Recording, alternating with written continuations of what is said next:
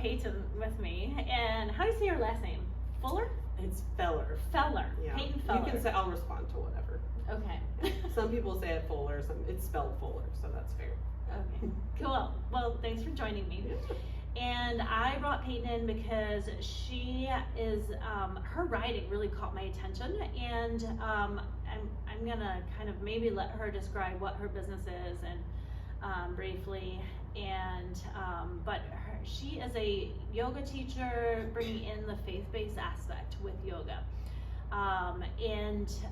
What I approached her with was this question of, hey, do you want to come and have a conversation at our business about the integration of faith and yoga practice for trauma and healing and somatics, and we can get into what we mean by that from a faith-based perspective, specifically to empower women who maybe feel like those two things cannot go together.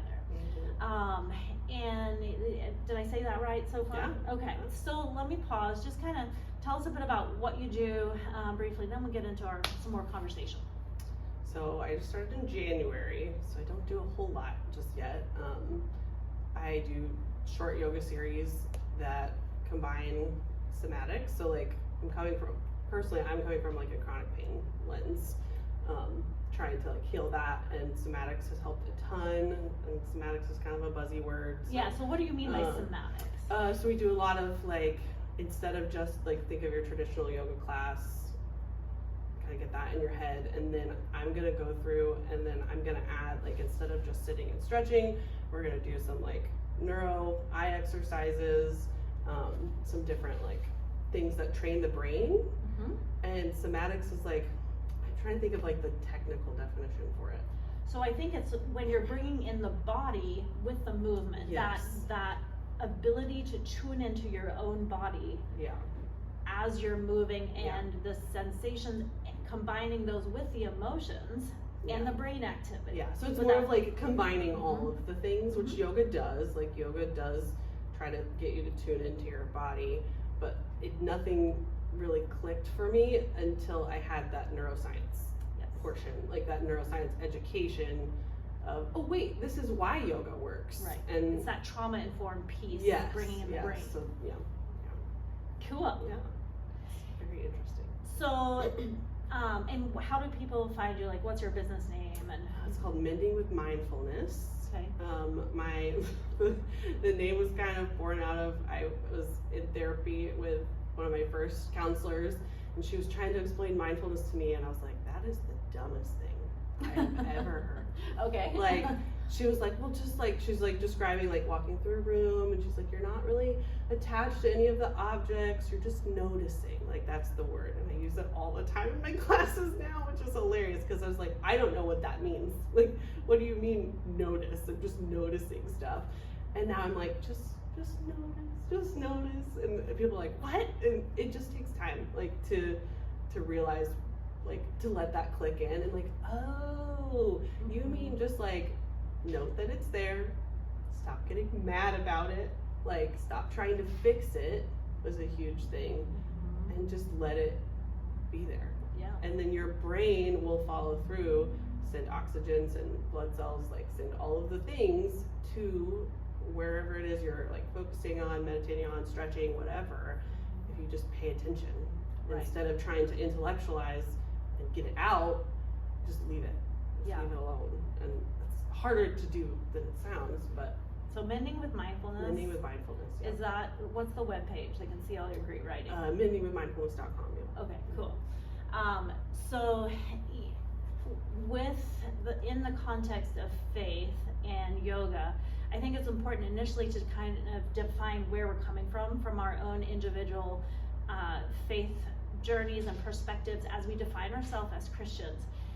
Because unfortunately that can lead to a bunch of different interpretations. And so for the sake of this discussion and the discussion that we'll have at our clinic, our lens that we're coming at this through is using the Bible as our source of truth, and also the belief in the gospel and the gospel message as our salvation. the belief in that. So, and you're agreeing with that? Do you want to add anything to that? No, Okay. I'm right there with you. Cool.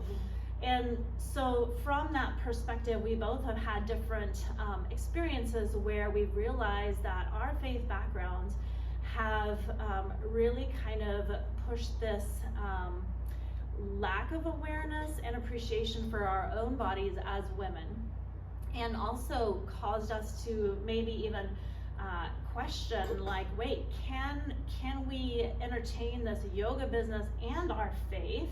And we both, through education, came up with the idea that, and well, it's not an idea, it's science, that neuroscience really supports all the amazing things that happen with a trauma-informed or somatic based yoga class that can really be empowering and healing for us as women of faith.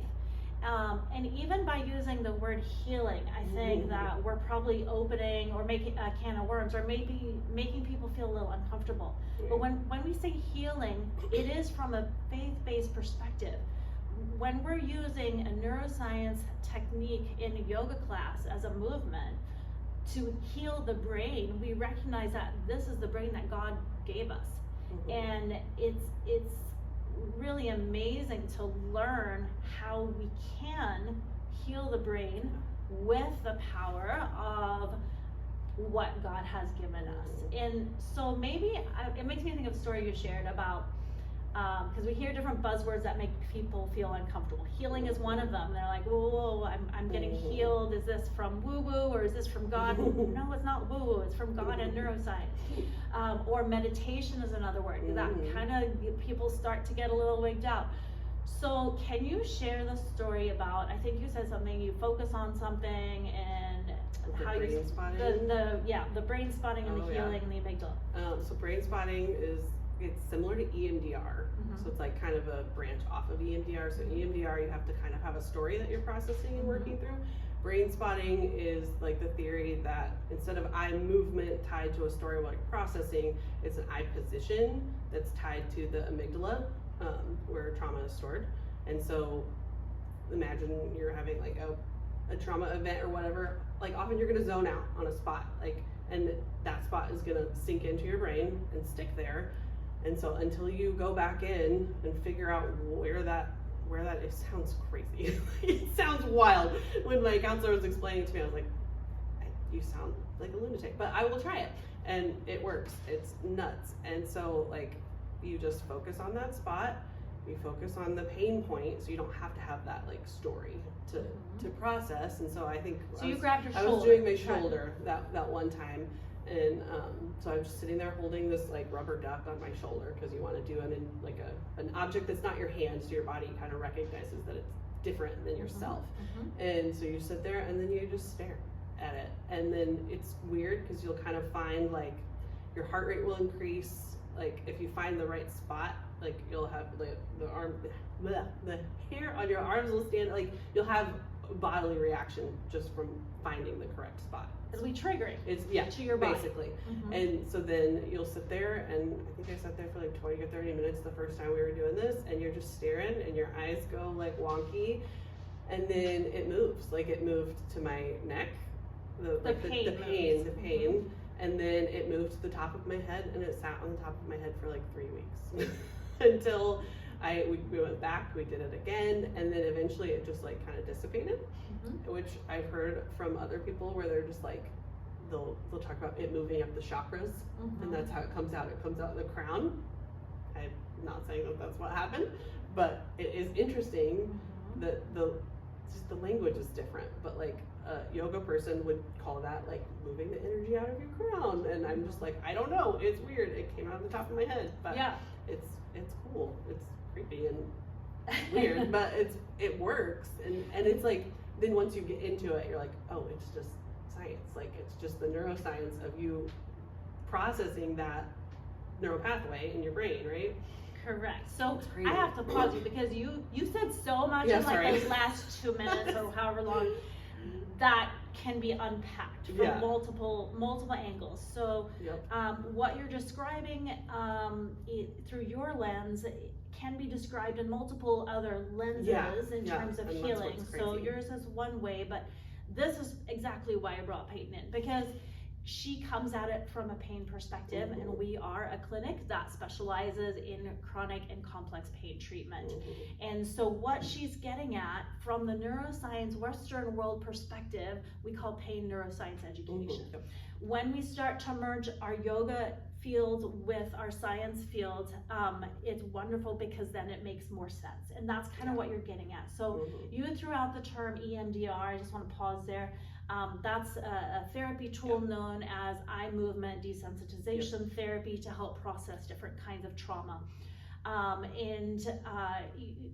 One of the things that you mentioned, focusing your eyes on something. Mhm. People can go for a walk, and their eye movement as they're out in nature Mhm. can help to calm the amygdala, and that's another term you threw out. And the amygdala is the part of the brain that is our fight or flight kind of threat detector. It's like the fire alarm in our body, and it does not have to be confronted with a real threat. It can be, and then it will react. Mhm. But even a perceived threat to the brain will start to activate that threat response, Mhm. right?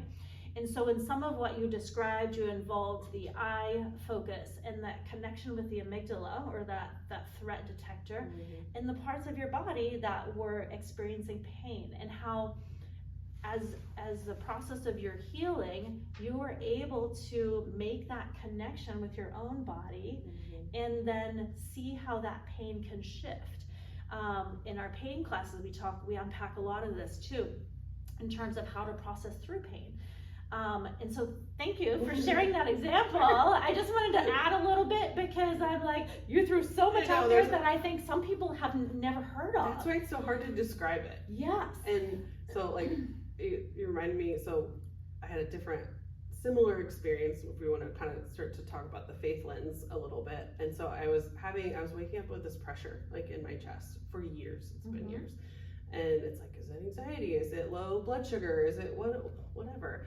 And so then I had one night where I was just brain spotting on it, like, and you should do this with a therapist until you kind of get it figured out and you know what's safe to do. And then she's like, okay, you know what you're doing, like, if something comes up, work on it. So I was brain spotting over this spot, and I'm sitting here and I'm just staring off, and then I just like asked it. I was like, please take this out. Please take this out. I'm so tired of it. It was gone. Like, and that was your prayer. It was just gone. Yeah. Okay. Yeah. And then I spent a week with this just like weird void. Like, if you've ever had chronic pain for like years and years and years at a time, and then it's gone, that's just as weird. Like, it feels just as weird. And so I was out like in our yard, sitting in our little swing in the tree, and I'm just sitting there. I'm like, this is so weird. And we had friends coming. We've had a crazy busy summer, and I was just like, I'm tired of feeling weird. I just want a week or two of like feeling normal. And like, can you please just like fill this up with something good? Like, fill this up with something better. And then it was just instantly like gone. Like, that weird ache is gone. And so like, when I explained like the combination of faith and the science and the neuroscience and all of the just what feels like weird and woo woo, I also have to add the caveat of like, my faith and my prayer life has never been better.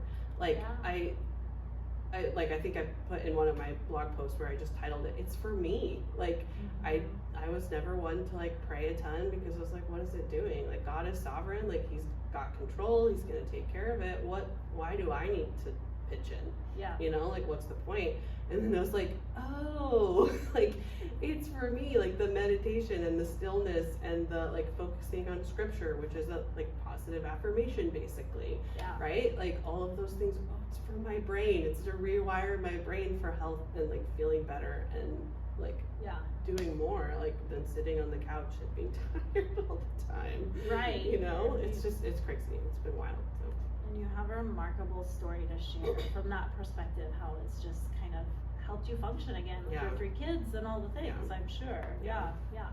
So if you are a woman of faith out there, or even a woman not of faith, but you're interested in joining us for just a conversation. We want to empower you. We want to show you that God does promote healing, and it's okay to pay attention to your body as a woman. It's okay to have these conversations. We're not going to force anything upon you, but what we do ask is that you come and be willing to engage in a conversation. And we would love to share that with you. So you can check the business Facebook page. We're gonna post on there. We don't have the date schedule yet, but it's coming in the next couple months. So check Motion Matters Physical Therapy and Wellness Facebook page for that information, or I'll probably put it on the YouTube caption too. And in the meantime, make sure you check out Peyton's amazing blog posts and writing on mendingwithmindfulness.com. Yeah. Okay, awesome, cool. Well, thank you for having me. Yeah.